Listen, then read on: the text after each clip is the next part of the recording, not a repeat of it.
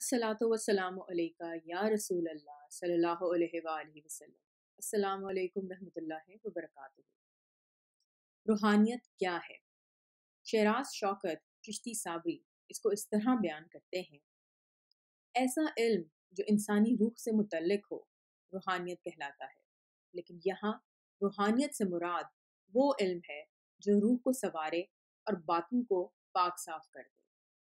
इल्म रूहानियत पर चलने वाले को सूफी, दरवेश, वली या फ़कीर कहा जाता है और इल्म रूहानियत को इल्म नाफ़े, इल्म बातन, इल्म लुदनी, इल्म असबात, इल्म तसव्वुफ़ भी कहा जाता है।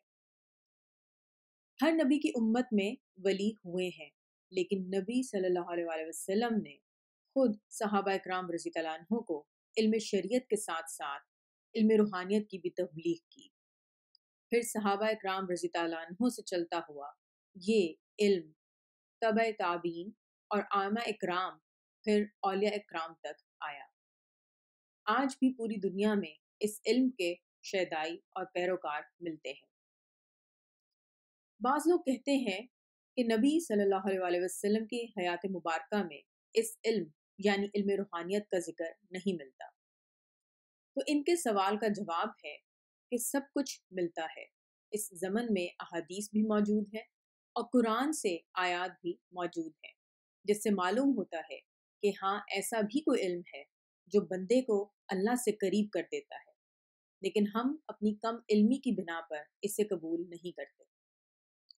जैसे कि कुरान पाक में अल्लाह ताला ने इरशाद फरमाया, सूरह कहफ की आयत नंबर 65 में इरशाद होता है कि तो दोनों ने हमारे बंदों में से ख़ास बंदे खिज़र अलैहिस्सलाम को पा लिया, जिसे हमने अपनी बारगाह से खुसूसी रहमत अता की थी, और हमने इसे अपना इल्म लदनी यानी असरार और मार्फत का इल्म सिखाया था।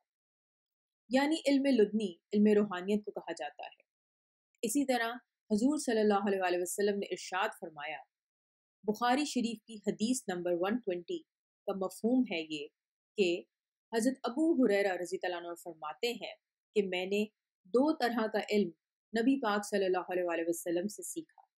इनमें से एक इल्म वो है जो मैं तुम्हारे सामने बयान कर देता हूँ, और दूसरा इल्म वो है कि जिसे अगर तुम्हारे सामने बयान कर दूँ तो मेरी गर्दन काट दी जाए।